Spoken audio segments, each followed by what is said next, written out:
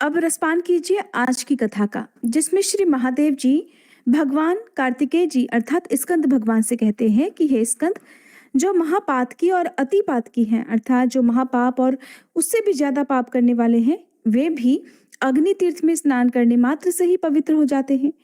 जैसे अत्यंत मलिन सोना आग में तपाने से शुद्ध हो जाता है, उसी प्रकार देहधारी मनुष्य अग्नि तीर्थ में आकर पाप मुक्त हो जाता है। जो 5 प्रकार के महापाप करने वाले हैं, वे भी इस तीर्थ में स्नान करके प्राणायाम और जप करने से शुद्ध हो जाते हैं, ऐसा मेरा मानना है। और यहाँ पर जो 5 शिलाएं हैं, उनमें सदा भगवान विष्णु की स्थिति है। वहीं पर सभी पापों का नाश करने वाला अग्नि तीर्थ भी है। स्कंद जी ने पूछा, पिताजी, वह कैसी 5 शिलाएं हैं और किसने उनका निर्माण किया है? ये सब बातें भी पूरी तरह विस्तार पूर्वक बताने की कृपा करें। तब भगवान शिव कहने लगे कि बेटा, वहां पर नारदी, नारसिंही, वाराही, गारुणी और मार्कंडेयी, ये 5 शिलाएं विख्यात हैं, जो सभी मनोरथों की सिद्धि करने वाली हैं। एक समय देवर्षि नारद ने एक शिला पर बैठकर वायु का सेवन करते रहते हुए महाविष्णु जी का दर्शन करने के लिए कठिन तपस्या की। वे 60,000 वर्षों तक वृक्ष की तरह स्थिर भाव से उसी शिला पर विराजमान रहे। इसके बाद भगवान विष्णु एक ब्राह्मण का रूप धारण करके कृपा पूर्वक उनके सामने गए और उन मुनिश्रेष्ठ नारद जी से इस प्रकार कहने लगे कि मुने बताओ, तुम क्या चाहते हो? तब नारद जी ने कहा, आप कौन हैं और इस निर्जन वन में आपके दर्शन से मेरे मन में बड़ी प्रसन्नता हो रही है। नारद जी के ऐसा कहने पर भगवान विष्णु ने कृपा करके उन्हें अपने दिव्य स्वरूप का दर्शन कराया। उनके हाथों में शंख, चक्र, गदा आदि आयुध शोभा पा रहे थे। वे पीतांबर से सुशोभित और कमलों की माला से विभूषित थे। लक्ष्मी जी का निर्मल निवास भूत भगवान का वक्ष श्री वत्स चिन्ह तथा कौस्तुभ मणि की प्रभा से भी प्रकाशमान था। सुनंद आदि पार्षद भगवान जनार्दन की स्तुति कर रहे थे। उन्हें देखते ही नारद जी के शरीर में नए प्राण से आ गए और वे सहसा खड़े हो गए। हाथ जोड़कर बारंबार नमस्कार करते हुए जगदीश्वरों के भी ईश्वर श्री विष्णु जी की स्तुति करने लगे कि जो सबके साक्षी और संपूर्ण जगत के अधीश्वर हैं, जिन्होंने भक्तों की इच्छा से दिव्य देह धारण किया है और जो शरणागतों के लिए दया के महासागर हैं, वे पावन दिव्य मूर्तिधारी भगवान श्री हरि मुझ पर प्रसन्न हों, जो संपूर्ण जगत के हित के लिए और साधु पुरुषों के मन को संतुष्ट कर और उनका कल्याण करने के लिए शीघ्र ही अपनी उत्तम कलाओं द्वारा दिव्य देह धारण कर प्रसन्नता पूर्वक दिव्य लीला और हास्यपूर्ण दृष्टि प्रकट करते हैं। सत्व गुण का समुदाय ही जिनका स्वरूप है, वे भगवान विष्णु मुझ पर प्रसन्न हो। प्रभु, आप वासुदेव, संकर्षण, प्रद्युम्न तथा अनिरुद्ध स्वरूप विष्णु जी को मेरा बारंबार नमस्कार है। हे जनार्दन, आज तो आपके दर्शन से मेरा जीवन धन्य हो गया, मेरी तपस्या फलवती हुई और मेरा ज्ञान भी सफल हो गया। देवर्षि नारद के द्वारा की गई इस स्तुति को सुनकर श्री भगवान कहने लगे, नारद, तुम्हारी इस तपस्या और स्तुति से मैं प्रसन्न हूँ। तीनों लोकों में तुमसे बढ़कर दूसरा मेरा कोई भक्त नहीं है। तुम्हारा कल्याण हो, अब तुम कोई वर मांगो। तब नारद जी कहने लगे, देव, अगर आप मुझे वरदान देते हैं तो एक तो अपने चरण कमलों में अविचल भक्ति मुझे दीजिए। मेरी शिला के समीप रहना आप कभी मत छोड़िएगा, ये मुझे दूसरा वर दीजिए। और मेरे इस तीर्थ के दर्शन, स्पर्श, स्नान और आचमन करने वाला मनुष्य पुनः संसार में शरीर ना धारण करे, ये मेरा तीसरा वर है। सुनकर श्री भगवान बोले, तथास्तु। मैं तुम्हारे स्नेहवश समस्त चराचर जीवों को मुक्ति देने के लिए तुम्हारे तीर्थ में अवश्य ही निवास करूंगा। ऐसा कहकर भगवान विष्णु वहीं अंतर्ध्यान हो गए। इसके बाद नारद जी भी कुछ दिनों तक बद्री क्षेत्र में निवास करके मथुरापुरी को प्रस्थान कर गए।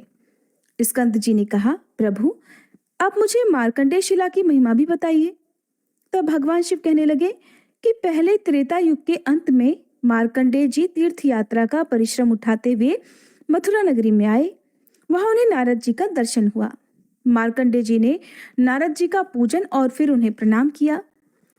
तब उन्होंने जहां साक्षात नारायण विद्यमान है, उस बद्री क्षेत्र का महात्म्य इस प्रकार बताया कि साधो, बद्री तीर्थ महाक्षेत्र है, वहां भगवान विष्णु का नित्य निवास है।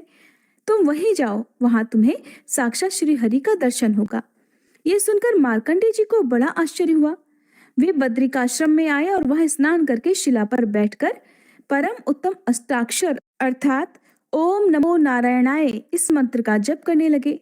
3 रात तक जप करने के बाद आखिरकार भगवान जनार्दन उन पर प्रसन्न हो गए और उन्हें शंख चक्र गदा पद्म और वनमाला आदि से विभूषित अपने दिव्य स्वरूप का दर्शन कराया।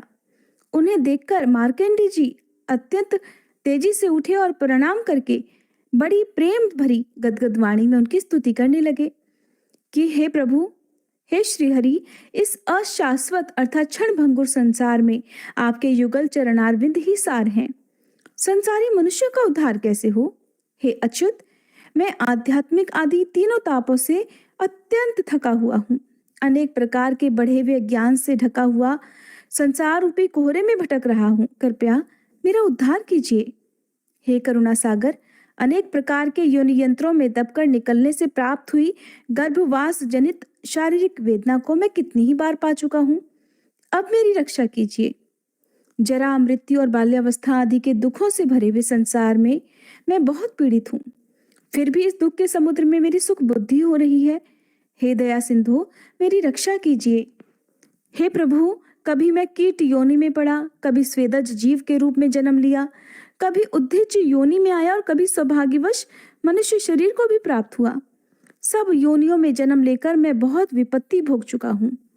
अब सर्वथा निस्तेज और अनाथ हूँ। हे अच्युत, कृपा करके अपनी शरण में आए हुए मुझ सेवक का अब उद्धार कीजिए।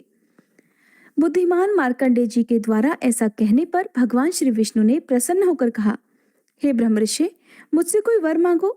तब मार्कंडेय जी ने कहा, भगवान, हे दीनवत्सल, अगर आप मुझ पर प्रसन्न हैं तो अपने पूजन और दर्शन में मुझे अविचल भक्ति दीजिए।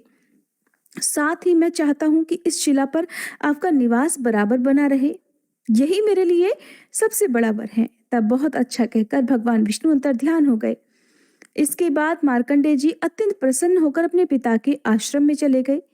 जो मनुष्य इस प्रसंग को सुनता अथवा सुनाता है, उसे भी भगवान गोविंद की प्राप्ति होती है। भगवान शिव कहते हैं कि कश्यप जी से विनिता के गर्भ से 2 महाबली और महापराक्रमी पुत्र हुए, जिनका नाम था गरुण और अरुण। इनमें से अरुण तो सूर्यदेव के सारथी हुए और गरुण ने भगवान विष्णु का वाहन होने की इच्छा से बद्री क्षेत्र के दक्षिण भाग में गंधमादन के शिखर पर कठिन तपस्या प्रारंभ की। वे फल, मूल और जल का आहार करते, द्वंद्वों को धैर्य पूर्वक सहते और जप करने वालों में श्रेष्ठ होकर एक पैर से पृथ्वी पर खड़े होकर जप किया करते थे। भगवान के दर्शनों की इच्छा से उन्होंने बहुत वर्षों तक कठिन तपस्या की। तब साक्षात भगवान विष्णु पीतांबर धारण करके अपने शंख चक्र आदि आयुधों से युक्त होकर पूर्व दिशा में उदित होने वाले पूर्ण चंद्रमा की तरह गरुण के सामने प्रकट हुए और मेघ के समान गंभीर शब्द करते हुए कहने लगे। फिर भी गरुण की बाह्य वृत्ति नहीं हुई, यानी कि तपस्या में लीन गरुण का ध्यान भंग नहीं हुआ। तब उन्होंने अपना श्रेष्ठ शंख बजाया, लेकिन उससे भी महात्मा गरुड़ का ध्यान नहीं टूटा।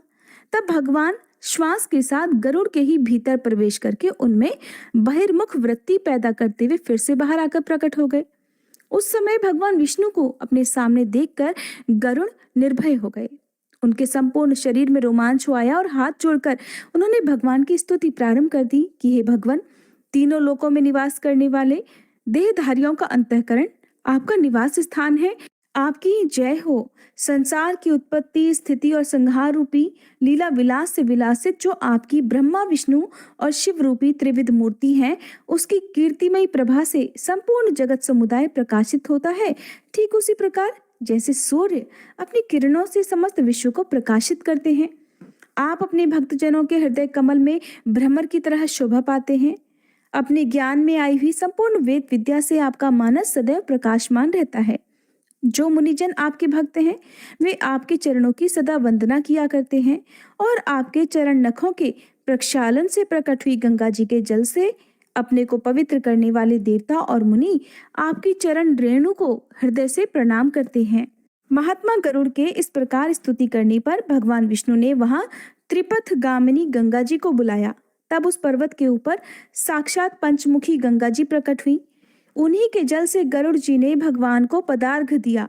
फिर वर मांगने के लिए भगवान के प्रेरित करने पर गरुड़ जी ने कहा कि भगवान, मैं एकमात्र आपका वाहन हो जाऊं और आपकी कृपा से देवता और दैत्यों में से कोई भी बल, वीर और पराक्रम द्वारा मुझे जीत ना सके, और ये शिला भी मेरे नाम से विख्यात होकर समस्त पापों का अपहरण करने वाली हो जाए तथा इसके स्मरण से मनुष्यों को कभी भी विष जनित व्याधि न हो। इसके बाद बहुत अच्छा कहकर भगवान विष्णु वहीं अंतर ध्यान हो गए। स्कंद जी ने कहा, भगवान, अब वाराही शिला का भी महात्म्य मुझे बताइए। तब भगवान शिव इस प्रकार बोले कि हे स्कंद, रसातल से पृथ्वी का उद्धार करके और युद्ध में हिरण्याक्ष नामक दैत्य को मारकर भगवान वाराह बद्री क्षेत्र में आए और प्रलय काल की समाप्ति तक वहीं बने रहे। वराह जी ने शिला के रूप में ही वहां निवास किया। स्कंद जी ने कहा, प्रभु, अब नारसिंही शिला का भी महात्म्य कहिए। तब भगवान शिव बोले कि भगवान नरसिंह अपने नखों के अग्रभाग से ही लीलापूर्वक हिरण्यकश्यपु का वध करके प्रलय काल की अग्नि के समान प्रकाशित दिखाई देने लगे। तब दयालु देवताओं ने आकर और दूर ही खड़े रहकर लीला से अवतार विग्रह धारण करने वाले भगवान विष्णु की स्तुति की। तब अपने तेज से समस्त देवताओं और असुरों को भी व्याप्त करने वाले भगवान पराक्रमी नरसिंह जी प्रसन्न होकर बोले, हे देवताओं, तुम लोग मुझसे कोई वर मांगो जो तुम्हारी शांति और सुख का एकमात्र साधन हो। उस समय देवताओं के स्वामी ब्रह्मा जी कहने लगे कि भगवान, हे प्रभु, हे नरसिंह देव, आपका ये अत्यंत उग्र रूप समस्त देहधारियों को भयभीत करने वाला है, अतः इसको समेट लीजिए। उनकी प्रार्थना के अनुसार दिव्य रूप धारण करके भगवान ने फिर कहा कि देवताओं, मैं तुम पर बहुत प्रसन्न हूँ, बोलो अब मैं तुम्हारा कौन सा कार्य करूं। तब देवतागण कहने लगे कि प्रभु, हमारा अभीष्ट वर यही है कि आप मन को प्रसन्न करने वाले परम शांत चतुर्भुज रूप से ही हमें दर्शन दिया करें। तब भगवान ने उन्हें दिव्य दृष्टि से देखकर विशालापुरी अर्थात बद्रिकाश्रम को चले गए। इसके बाद देवताओं का भय शांत हो गया और उन्होंने जल के मध्य में विराजमान भगवान विष्णु का दर्शन, नमस्कार और परिक्रमा करके उन्हीं में अपना मन लगाकर अपने अपने लोक को प्रस्थान किया। जिसके बाद अतिशय भक्तिभार से नम्र तपस्वी ऋषि आए और अत्यंत अद्भुत पराक्रम वाले भगवान नरसिंह का दर्शन करके उनकी इस प्रकार स्तुति करने लगे, संपूर्ण विश्व के स्वामी, हे जगदीश्वर, आपको नमस्कार है, आपको नमस्कार है।